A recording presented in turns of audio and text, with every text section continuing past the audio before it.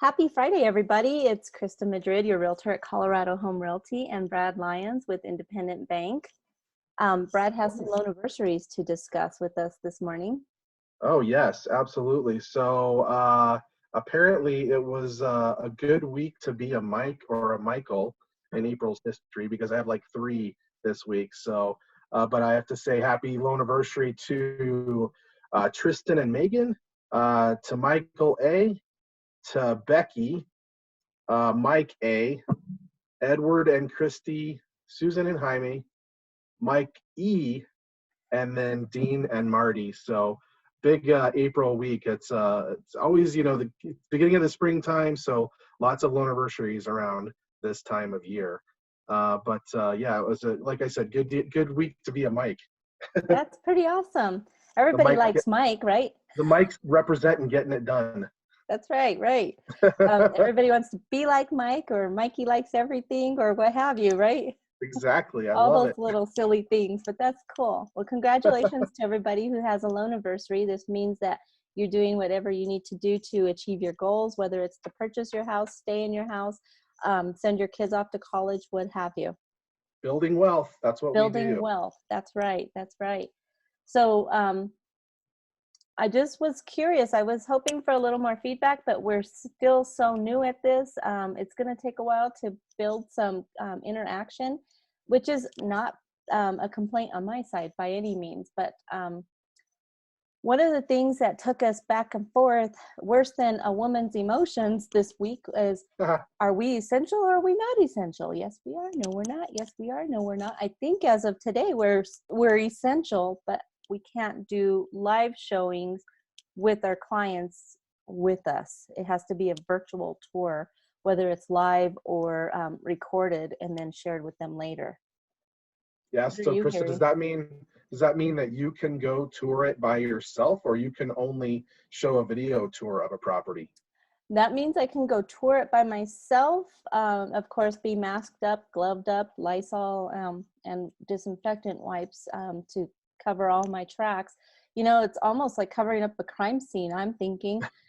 You're like one of those guys from Halo or something like that in there. Yeah, exactly. So yes, I can go tour it alone, but if I'm touring it alone, the whole idea is to have the camera on, whether it's live FaceTime or just recording so I can post it later for the couple. I could privately post it, by the way. That way they can look at it at their leisure and go back over and over and over. That's the nice thing about virtual touring. You know, when you see a house, you're blown away, whether it's the wow factor or the ew factor. Yeah. You know, a lot of people don't get to see a house over and over and over again. And this is a huge advantage. And it's one of the things I'm telling people, look at this video as many times as you want. And I recommend stop it, rewind it, stop it, rewind it. Let me know what you want to see if it's already recorded. That's the beauty of having it pre-recorded. I really like that because ultimately what you're trying to do is you're trying to imagine yourself in that home. And you're like, oh, that love seat would look great there. I want to make sure that I have that mirror over there, or that coat tree or whatever it is. The decor is a lot easier to imagine your own stuff in a space if you can pause it and look at the room without having to scare it back up from your memory after you saw the house weeks ago type thing. Yeah. And think about the photos that you see in the MLS. I don't know about other agents. Well, I do know about other agents. I've seen some really awful MLS photos earlier this week. Sometimes. Like, whoa. What were you thinking? Yeah, why would you even post that? I would have just posted the outside of the house and that's it. But when you do refer back to the photos, it's usually just the best photos. You're not looking at that closet, the broom closet. You're not looking at the coat closet. You're not looking at, is that attic space right over my master bed?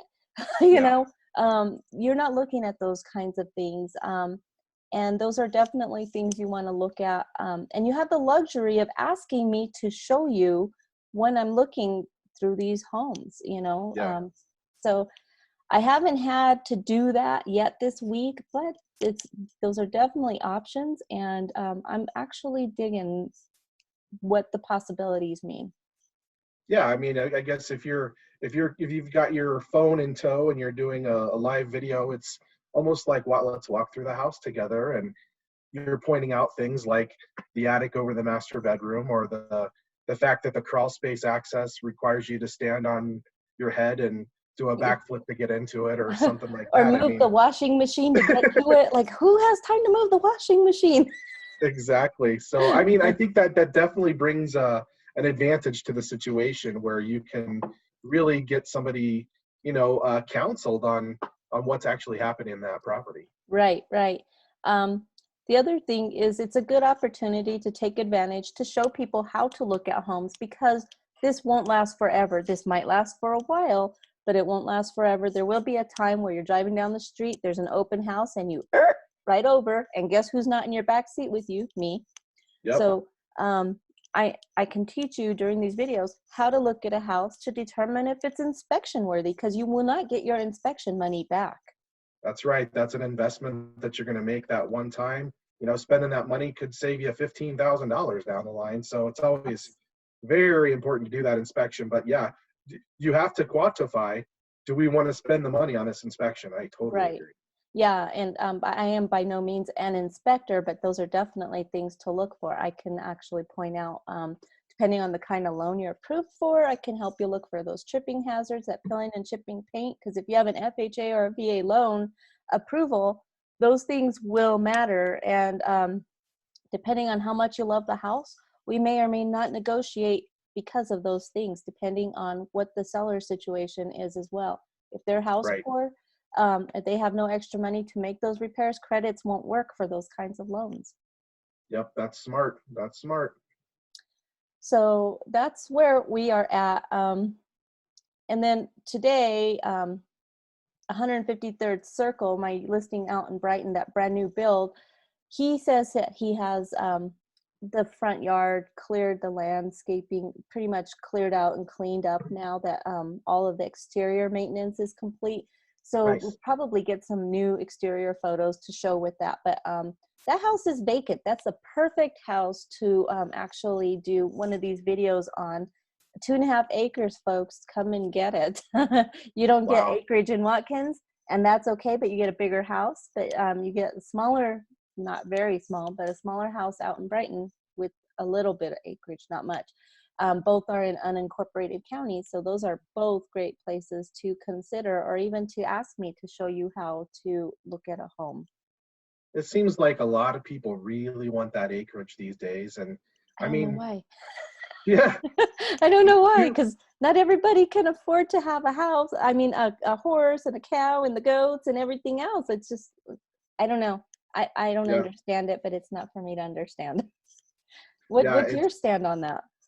I think that sometimes you look at 2 acres and you go, that's not very much. If I'm going to get land, I really want more like 5 or 10 or 20 acres. But you go out and you look at 2 acres and you're like, that's a lot to keep up with. You got to have a good reason to want that kind of property. And to me, it's like I live in the neighborhood right now with a relatively small yard, and I got two dogs that would just love to go running on 2 acres. And so that's where my mind goes to. Hmm. But otherwise, it's just one of those things that you gotta have a plan. You absolutely have to have a plan, that's for sure. Um, but you know what? There's a place for everybody, and that's the beautiful thing about real estate. Yeah. It doesn't matter what the market looks like, and it doesn't matter what your needs or wants or desires are. Real estate is always moving, no matter what the economy looks like. And acreage or no acreage, it's always moving. So that's my take on it anyway. Yeah, There's across the something for course of everybody. time, historically, yeah, historically, the real estate's always performing, and it's always performing better than the stock market or any other possible type of asset that you could try to get into. So Mhm. I couldn't agree more. So, really quick, I'm hearing of more people getting laid off. The ones whose hours were reduced are no longer having hours whatsoever. Um, I'm hearing some things about deferment, deferred payments, and so forth. And once again, we just want to be a resource for everybody. But Brad, tell everybody the beware of situations when it comes to deferring your loan. Right, exactly. I think you just need to make sure that you have a great understanding of what is being offered to you, because sometimes terms get used interchangeably and they're really not interchangeable. So a deferment is going to be something that's probably tacked on to the back of your loan. So if you had a maturity date at a certain time, maybe it's pushed out a couple more months from that, versus like a forbearance type of thing where, you know, that's going to be like a shorter time period that they're going to withhold requirement of payment, but it's going to be due, you know, within a few months, 5, 6 months. You're racking up a payment that needs to be made, and then you're going to have a lump sum that's due to keep you in that house. So just make sure that you totally understand what's happening. And again, we just said this a few minutes ago, that having a plan, and you know, hoping is not necessarily having a plan. You know, maybe you don't have a plan, but you need to make a plan, and that's where myself or you come in. You know, down the line to say, okay, well, this is the situation that we have to take. There's no other alternative for us, and we're going to go this route and say, okay, here's where we need to be. So I Mhm. think just understanding what the terms are of the offer that's being made to you by the lender is critically important. And don't necessarily just take the word of the person who's on the phone with you from the mortgage company. Make sure that you read what's being presented to you. And if you're having trouble with definitions and so on and so forth, then you got to reach out to your local pros to help you navigate through those words and verbiage. Exactly. And what I'm hearing as a consumer, because I don't truly fully understand the loan world, I'm hearing that if we're having trouble making our monthly payment, a forbearance is not the way to go. Yeah, no, that's definitely something that I mean, I don't mean to say make this sound really awful, but it's almost like making a deal with the devil. Like you're gonna have to pay on a forbearance situation, but if that's the only thing that they're offering and there's no other solution, which would be kind of strange. I mean, I feel like a forbearance is you're really painted into a corner with that. But you know, if it's going to get you through a 30 or 60-day period, and you've got a windfall coming because you know XYZ is happening with your finances, maybe it's okay and maybe it works, or maybe you could get a gift or something like that from a friend or family member to help you cross that T and dot that I. But definitely that money's coming due faster than you can imagine. Well, I love one of the things that you said. You advised everyone to, if there's something you're not understanding, even though you're taking the time to read it, check with your local pros. Don't just take that person's word for it over the phone, or that person's word for it over email. Make sure you know what you're getting into, folks. This is important. This will make or break whether your family has a place to live in months to come. And those months to come will be here quicker than we know. So let's make sure that you're putting yourself in a good position before you sign anything to help your now situation. Yeah, absolutely. Awesome. So the other thing I wanted to check in is I asked really late last night, so shame on me for this, but what I'm going to be doing is reaching out to my CHR real estate family and asking everybody who has virtual open houses, whether it's a fresh listing or a listing that still needs to be sold. I'm going to be asking for those virtual links, and then I think what we'll do is every Friday we'll put them out there so you can look at these over the weekend, and we'll post the links to those in the comments once we post this video. But I think having that available gives you something as a consumer to look forward to, whether you're in the market now or you think you might wait until after all of this nonsense is done.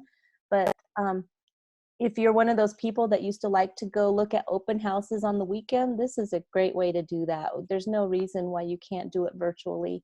And we'll put this out there for you. But as of right now, we only have my 2 listings that are active. I have a third one active, but we have no showings on that, and I don't have a virtual tour for it. So once we get that situation resolved, we'll put that one up here as well. But the first one is 24660 East 153rd Circle in Brighton.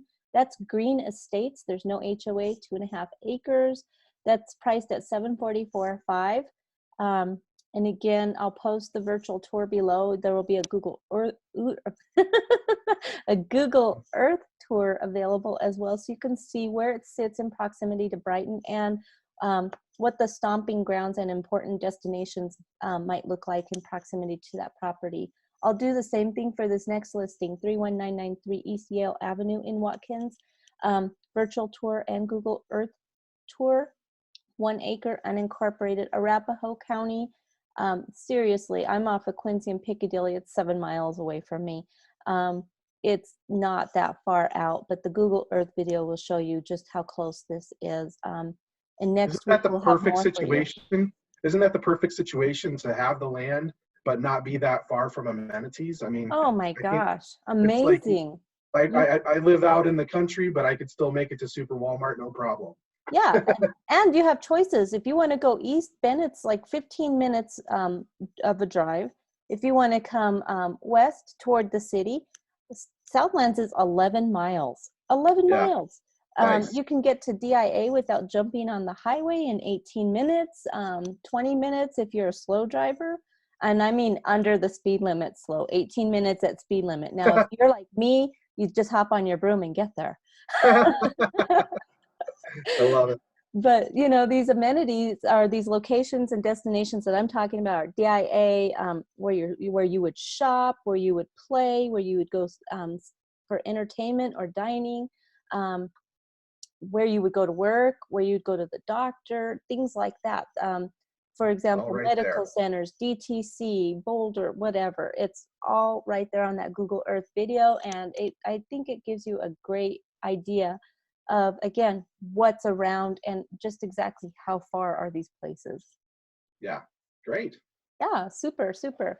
So the other thing is I want to see if you had any big plans for the weekend. What are you doing? Are you traveling from the front yard to the backyard? What are you doing? Yeah, from this recliner to that recliner. From the basement to the top stairs. Yeah. Well, that's kind of cool. I think I'll be putting the mask on, but it's going to be to do all the leaf and, you know, garbage removal from the backyard so we can bring it back online from being dead all winter. There you go. So I'll be wearing the mask, but it will not be in public. Well, you know what? The mask will keep your respiratory system clean, because all that dust and pollen and dirt won't get into your system. And right now it's allergy season. So if you do start sneezing, you're going to be wondering, is this allergies or am I dying? You know, the last thing you want to do. The Rona. Yeah, you don't want to be wondering. You don't want to be wondering. Well, and then your neighbors are looking at you like, oh my God, they're infected. Yeah, stay away, stay away. Don't you go over there. Don't even talk to them. Not even like Wilson over the, you know, over the fence. We're all going to be a Wilson come sooner or later, right? Absolutely. Well, hopefully with as good of advice as Wilson used to give. So. Well, that's true. That's true. So I was just curious. I went into the liquor store yesterday. I went and bought a bottle of wine, a couple of bottles of wine to last over the next couple of weeks. And one of the things I wondered, I didn't even look for until I wondered it after I left, is I wonder if Corona has taken a hit in sales. I'm definitely hearing, I've seen some jokes about that, but I've never actually done the research to determine, but it can't be a great thing. It couldn't be a great thing. And, you know, it's an unfortunate reason, you know, it's unfortunate that they named it the coronavirus. I still don't understand how they name viruses or how they name hurricanes, but just wow. I would hate to have stuck in that particular really hoping for no hurricanes named Brad this summer. Right. And you know.